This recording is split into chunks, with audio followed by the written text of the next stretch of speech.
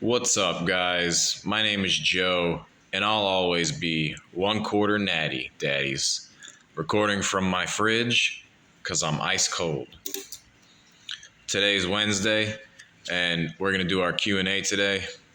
I'm going to do a short video. I don't have a lot of time. I have a long day ahead of me tomorrow. I got work at 2:30 in the morning, and I'm trying to get to bed. So I'll get straight into it. The first question is from Zay. He asked, what is the best way to get rid of the love handles and the side belly? So I'm going to start off by saying generally there's no way to target fat loss. Caloric deficits are the only way to lose weight, and the body basically chooses where it loses the weight. It's based off of your genetics mostly, and there's new research actually that states that it's still in the research phases, but they are starting to see some kind of results with high rep training. It's starting to show a little bit of stimulation in targeted fat loss. Basically, like 30 reps to 15 reps is considered high. However, really the research is showing more profound results in the 30 to 50 to 100 rep range. So basically like 30 reps up on like your core exercises like your bench press. Right now I'm doing Jim Stepani's Project X, which is basically week one, everything is 30 reps for your exercises. And then he does 2 rest pauses at the end of the exercise selected. So it gets you an opportunity to get quite a bit of reps in. Like on my leg day, I hit 887 reps. So total. But basically, another way I've seen people try to target love handles specifically, and this is actually supporting the research that they have.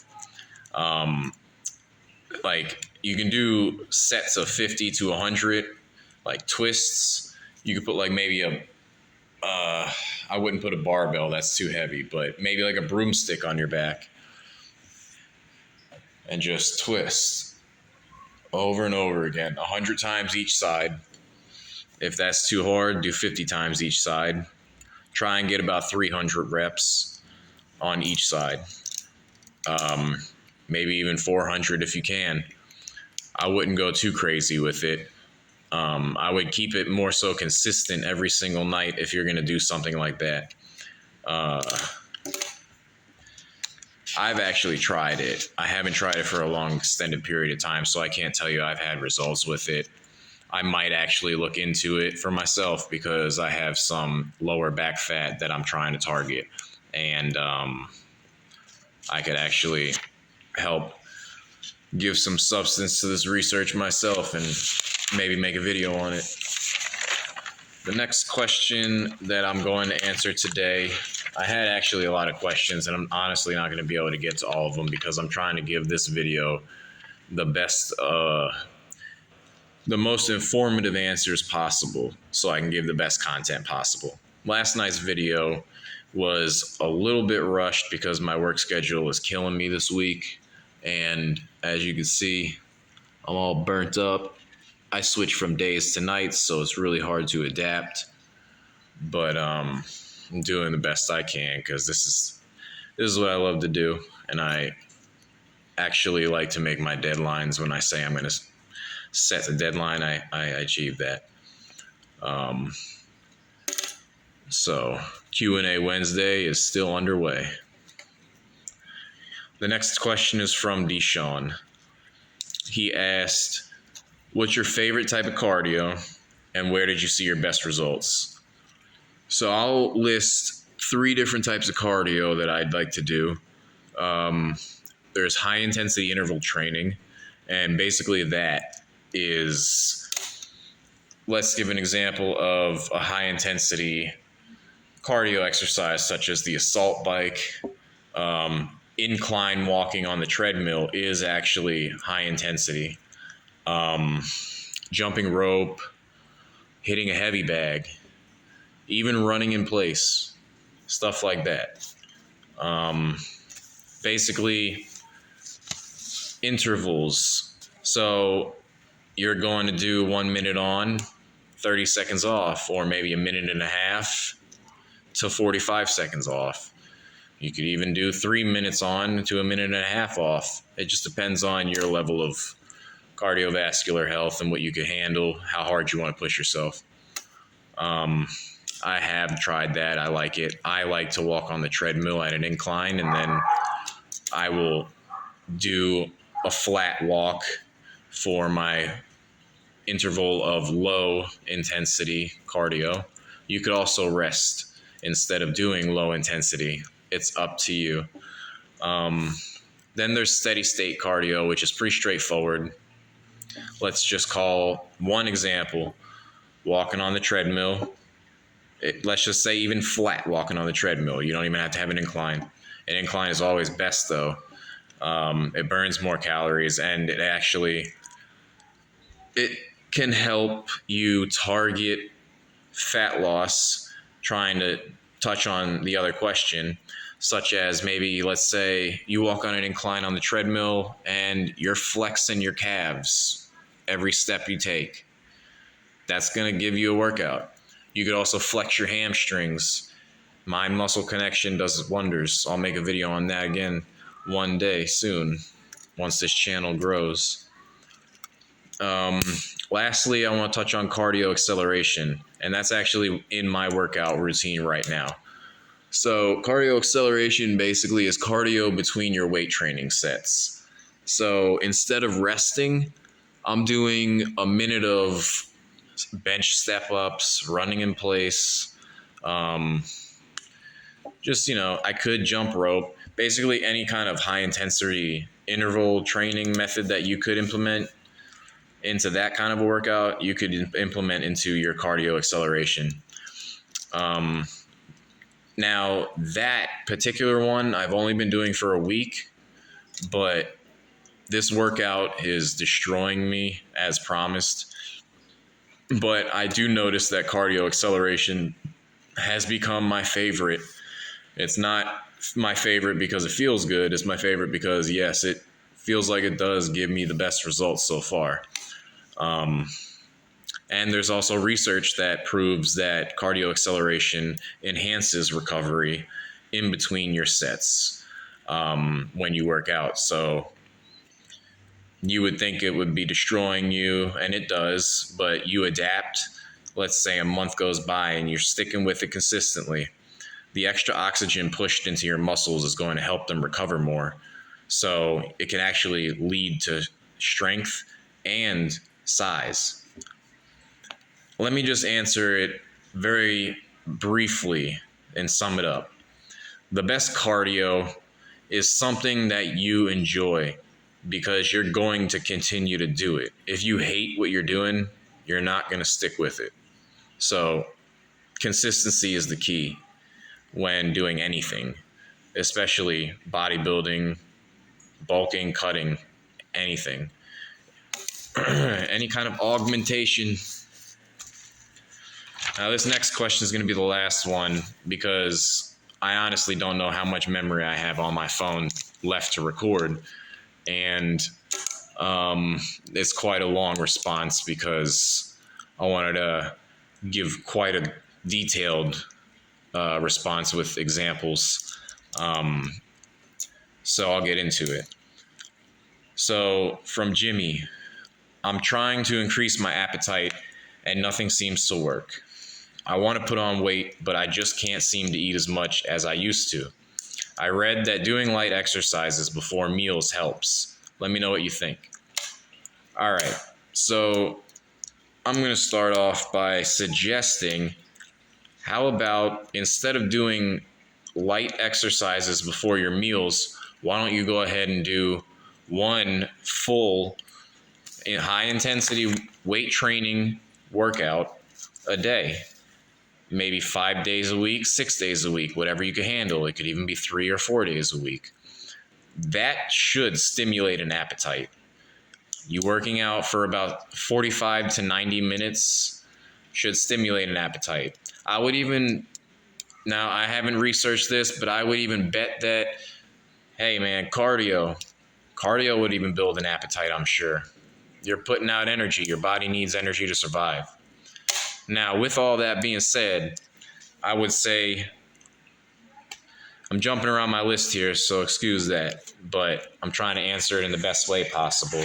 I didn't write it in the best way possible, but anyways, supplementation would be next that I'm going to touch on. I had to start a little bit over again because the video looked like it was skipping a little bit. But anyways, supplementation, here's what I recommend for you. Creatine HCl. Why HCl and not monohydrate? Well, because a lot of people have digestion issues with monohydrate. They get bubble guts, they're gassy, bloated. That doesn't sound like something that, in your case, is going to help you put on weight. So HCl is a lot easier digested and absorbed.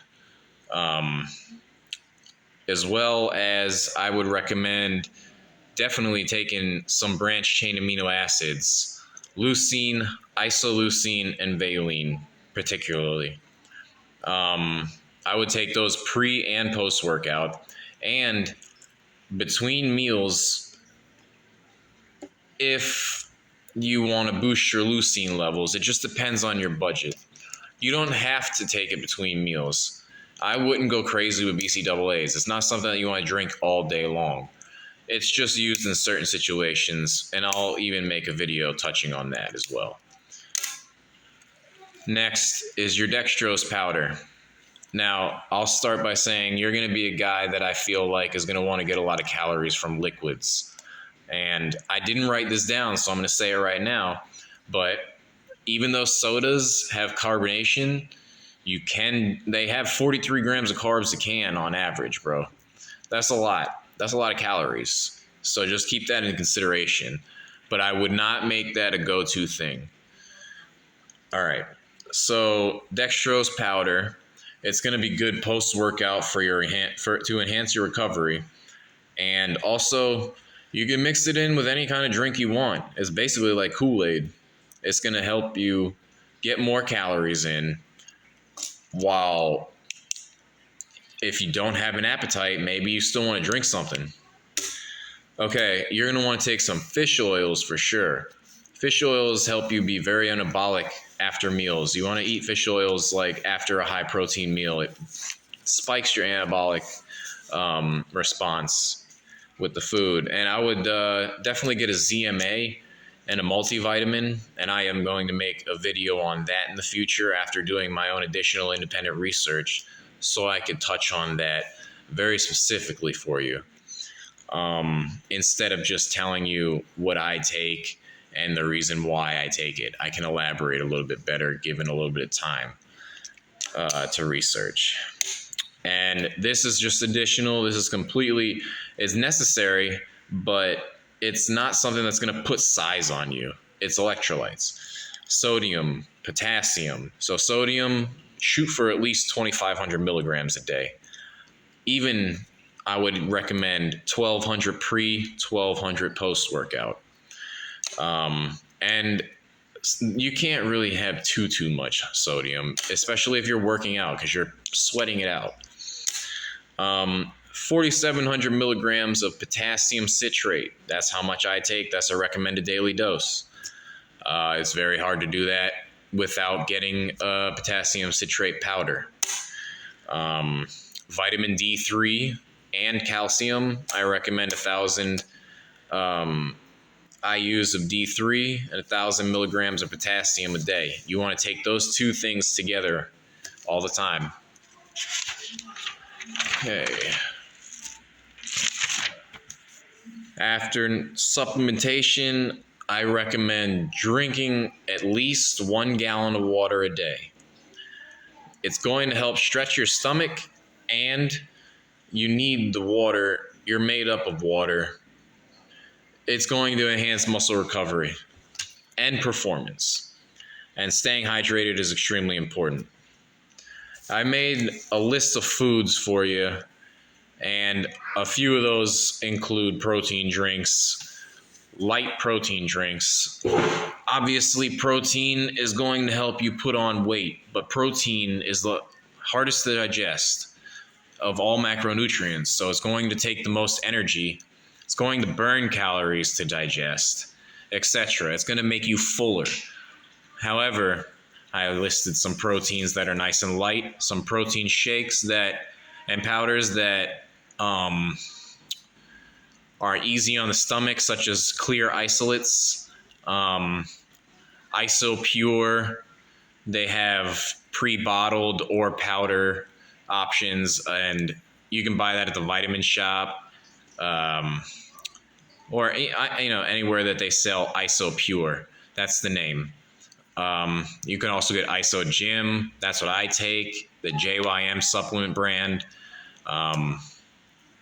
I like the grape candy flavor, the green apple gummy flavor, and the watermelon flavor. You get that on any online retailer or GNC stores. Dymatize ISO 100. I haven't personally taken it, but I would definitely say Dymatize is a company I trust. And protein is protein at the end of the day, in my opinion. There are high quality proteins and there are low quality proteins, but a protein isolate is the highest quality protein that you're going to find, period. All right. Next, I'm just going to say, before I list off some food items, start paying attention to the fat content when buying meat, particularly. High fat content, man, is calories, and fat is flavor. Don't forget that. All right, so here's some options that you could add into your diet. Light options, calorically dense foods. MCT oil, you can add that to your liquids. Easy. Doesn't have too many doesn't have too much weight to it at all, but a ton of calories.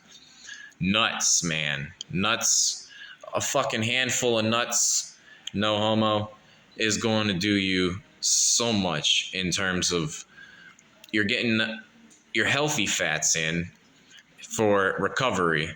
And honestly, man, a handful of nuts I'm going to estimate is probably about 300 calories. I'm not going to say quote me on that, but I think I have enough experience to estimate that correctly. But it doesn't matter, man. Fucking nuts are so high and dense in calories for the size of the food that it is. You should add a lot more of those into your diet. Avocados, guacamole, full fat dairy, bagels, about 50 grams of carbs a bagel, bro. That's a lot. Butter, preferably ghee. Okay. How about dried fruits? Dried fruits, bro. Less weight. A lot of calories in a small handful. You can get, you could see why trail mix has so much calories. You're going to want some nut butters for sure. Those are a ton.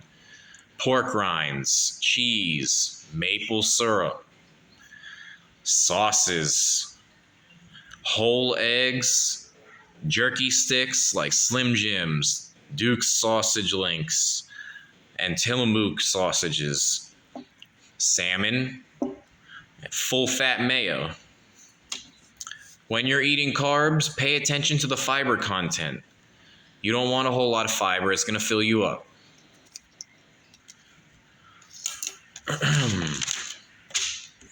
Touching on the last few